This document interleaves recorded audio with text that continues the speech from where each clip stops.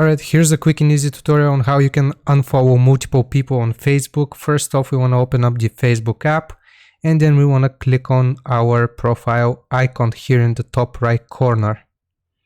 Okay, from here we want to select settings and privacy.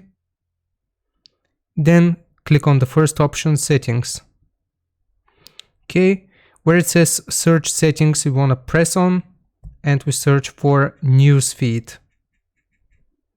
After you've typed it, this should pop up. You just select the first option, and here you can find the third option which says unfollow. If you click on this, it will show you all of the people and pages that you follow. Now, how can we unfollow these people and pages? You just tap on it. As you can see, it highlights it in blue color. So just click on whichever page you want to unfollow.